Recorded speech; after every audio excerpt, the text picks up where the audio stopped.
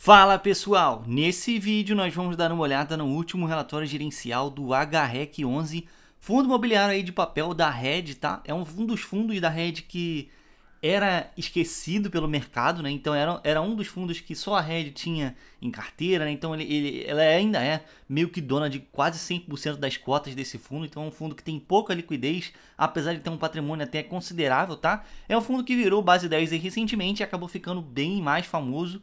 Então é um fundo legal aí pra gente se acompanhar, tá bom? Pra você que tá pensando em investir nesse fundo ou pensando em estudar esse fundo, fica aí até o final do vídeo que eu tenho certeza que esse conteúdo aqui vai te agregar bastante, tá? Se você não me conhece, se inscreve aí no canal, dá um like e a gente traz vídeo aqui de fundos imobiliários todos os dias, tá? É isso, vamos lá. O fundo está aí hoje com 454 milhões de reais, 2.500 cotistas, então como eu disse para vocês, é uma discrepância muito grande entre o valor de mercado e a quantidade de cotistas, né?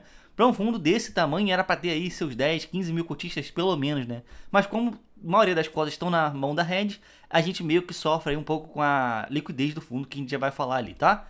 Estamos aí com uma taxa de administração de 0,8% ao ano e temos uma taxa de performance aqui, infelizmente, em cima do IMAB, né? Então era melhor se não tivesse taxa de performance, tá? Enfim, esse aqui é um relatório típico da Red, tá? Eles escrevem muita coisa aí de visão de mercado, etc. Então, para quem se interessar nisso aí, vale a pena dar uma olhada aí no relatório com um pouco mais de calma. Aqui a gente vai tentar ir um pouco mais rápido, tá? Então aqui eles deixam aqui pra gente um gráfico bem legal de como é que foi o ano de 2023, de mais ou menos como é que foi tudo, como é que foi o caixa do fundo, o que entrou, o que saiu, etc. Né? Então, eles mostram que a cota do patrimônio líquido do fundo inicial foi de 8,89. Aí eles ganharam aí 68 centavos de lucro aí de juros, tiveram uma correção monetária de 53 centavos. Impressionante como essa correção monetária quase que atingiu o valor de juros que eles pagaram no ano de 2023, né? Bem interessante. Vamos falar sobre essa correção monetária nesse fundo, tá? Então fica aí até o final. Aí tivemos aqui também uma valorização patrimonial de 36 centavos, receita financeira de 3 centavos. Tivemos aí uma despesa, né? Um fundo bem pequenininho de despesa, ficou em mais ou menos uma média de 1 centavo por mês, tá? E tivemos aqui distribuição de rendimentos, ficou de R$1,05, tá, pessoal? Aqui já considerando uma cota base 10, tá?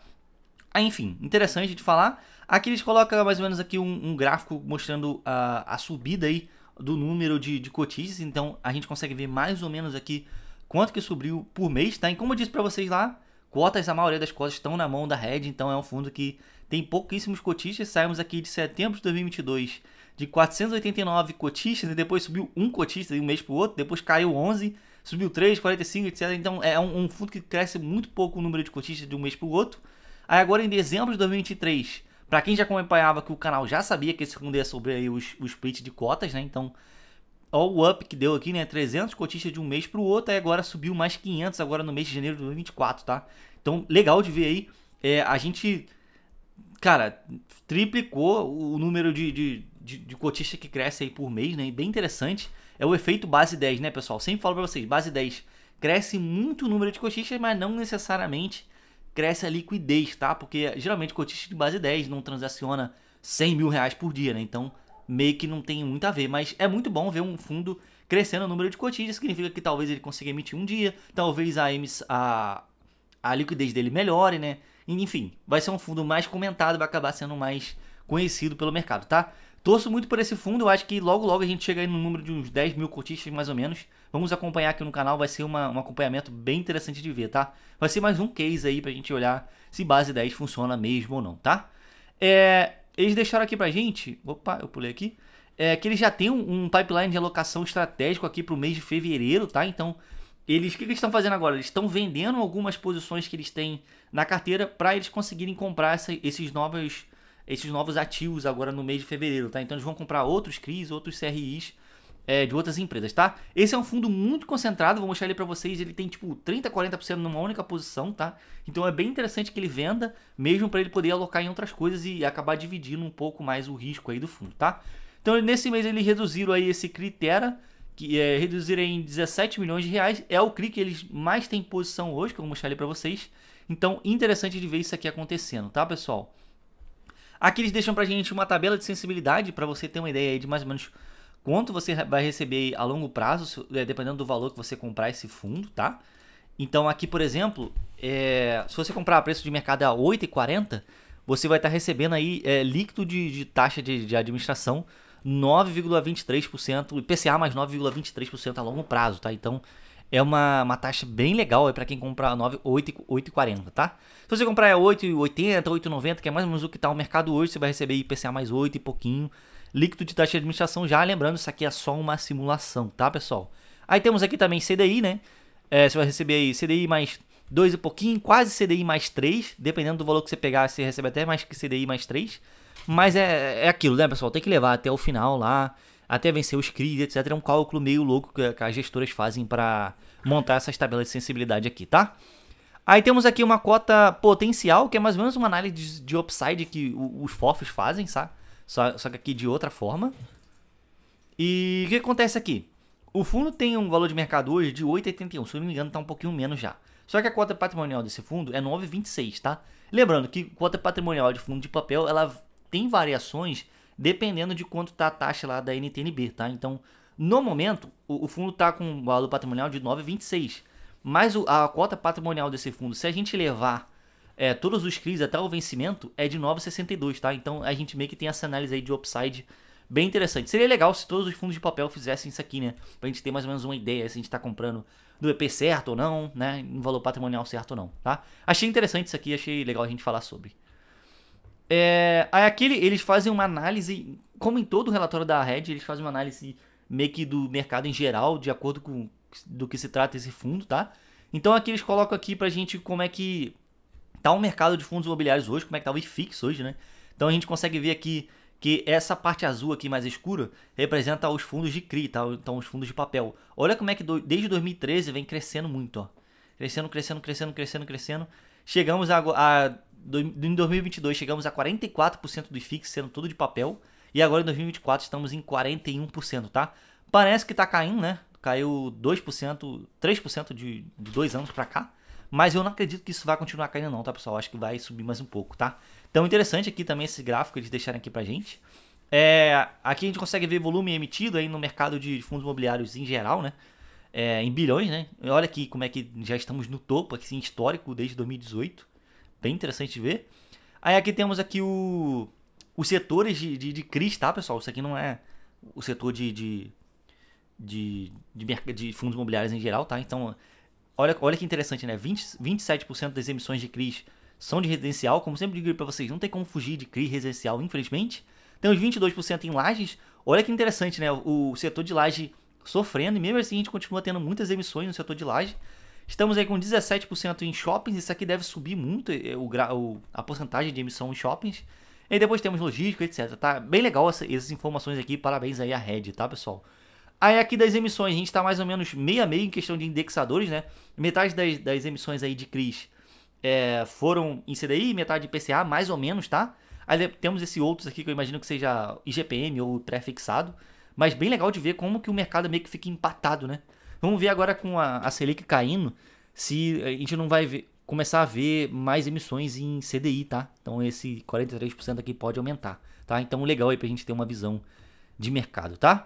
Aí aqui falando do resultado do fundo, em janeiro tivemos aí uma receita operacional de 4 milhões de reais, outras receitas de 199 mil reais, que foi basicamente o que rendeu o que ele tem em caixa hoje, tá? Que não é muita coisa, mas que rende esses 200 mil reais aí mais ou menos por mês. E tivemos aí um total de despesa bem pouquinho, né, pessoal? 183 mil reais, que foi menos do que o caixa rendeu nesse mês.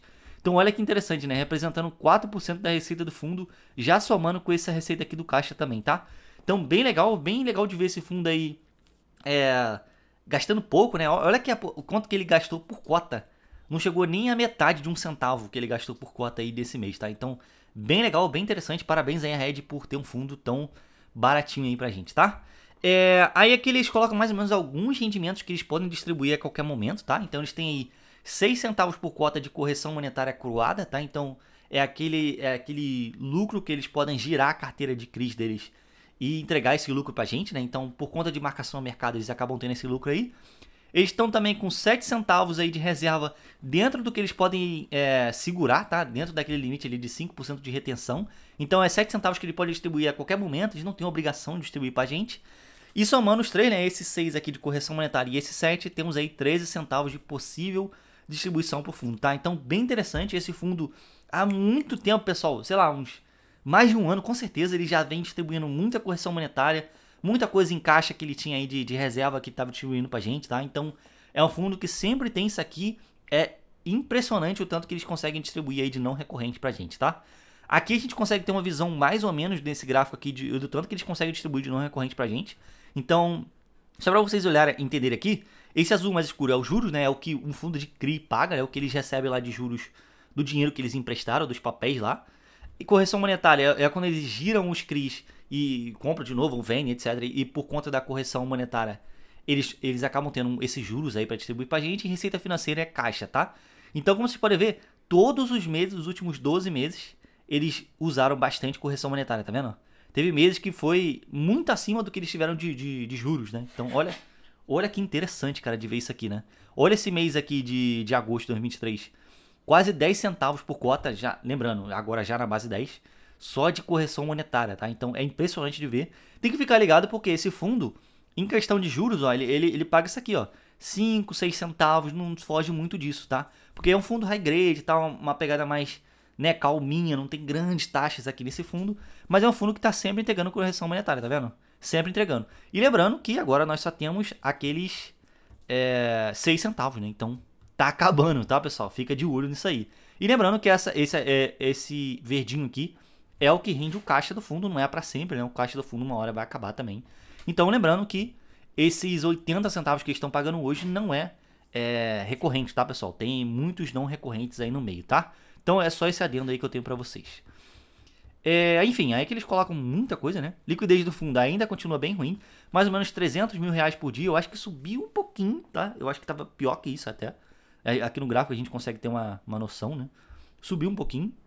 Vamos ver aí, pô, subindo o número de cotistas, eu acredito que vai subir um pouco. Temos um pouquinho aqui de alavancagem também. 39 milhões de reais. Essa alavancagem aqui, ó, há muito tempo tem aqui nesse fundo também. Eles não dão muitos detalhes se está dando prejuízo, etc. Aqui na DRE, vamos ver se a gente consegue ver alguma coisa. Juros com despesas operacionais. Cara, eles não colocam aqui despesas financeiras, né? Então a gente não sabe se essa operacional já inclui a financeira ou não. Enfim, a gente não consegue saber, mas eles têm essa alavancagem de mais ou menos 40 milhões de reais, né? E, enfim, CDI mais 0,75% é uma taxa que todos os fundos de CRI que são alavancados têm, mais ou menos esse CDI mais 0,75%. A gente não sabe se está funcionando, mas como eles têm um pouquinho de CDI em carteira, deve ser o suficiente para pagar essa alavancagem aqui, tá? Eu tô bem confiante aí de que não estamos tendo prejuízo nesses últimos meses aí não, tá? Enfim, descendo aqui nós temos... Deixa eu só ligar aqui o ventilador do meu computador que tá difícil, pessoal. Aqui falando de carteira do fundo. Como eu disse para vocês, temos grandes concentrações.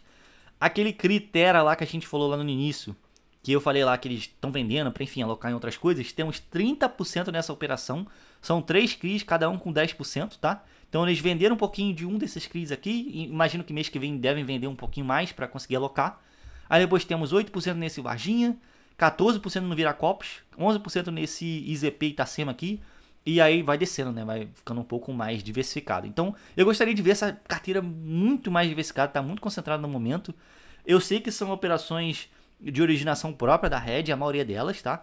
A maioria delas está dentro de outros fundos da própria Red, então tem essa pegada também. Então, eu gostaria de ver algo um pouco mais diversificado aqui, tá, pessoal? Então, vamos ver se a gestora vai conseguir fazer isso. Eu acho que fazendo isso, o fundo vai crescer mais. O pessoal vai começar a olhar um pouco mais para esse fundo, né? Que atualmente ele tem pouca liquidez e é muito concentrado, então tem esse problema, tá? Como eu disse aqui para vocês na carteira, temos aí 8% de CDI, 8% da alocação da carteira está em CDI e 92% em IPCA. Então é um fundo focadão em CDI, né? E temos aqui 8% focadão em IPCA e focadão em inflação. E temos um pouquinho em CDI aqui, tá? Imagino que esses 8% aqui seja só para dar uma pimentinha na carteira e pagar aquela alavancagem que a gente viu ali em cima que também tá em CDI, tá? Enfim, faltou aqui pra gente também a taxa desses títulos, né? Não temos, né? É bem pobre essa... Poderia ser uma tabela, tal, igual os outros fundos de papel costumam fazer, tá? Aí aqui por setores, os segmentos aqui da alocação do fundo, 59% em lajes corporativos. Vou mostrar ali para vocês já alguma das lajes que ele tem em carteira. Temos um pouquinho em logística. Lembrando, a maioria desses empreendimentos aqui são todos da própria Red, outros fundos da Red, tá? E é isso praticamente, né? As garantias estão quase todas em São Paulo, né? Cidade de São Paulo, 66% do fundo. E 85% está em São Paulo, e temos um pouco aqui em Minas Gerais. E aqui são algumas das posições, né? Ó, falei muito cedo dos caras, né? Ele tem a tabela aqui com as taxas aqui embaixo. Eu achei que ia estar ali em cima, mas não tá. Tá aqui, né? A gente consegue ver, por exemplo, esse critério aí, IPCA mais 6 de 25, vira qual? IPCA mais 6 de 25. Então é uma pegada bem high grade, tá, pessoal? Como vocês podem ver aqui, é uma pegada bem high grade. A gente não vê, tipo, não IPCA mais 11, 12, CDI mais 7, 6, né? A gente não vê nenhuma taxa grande dessa, tá vendo?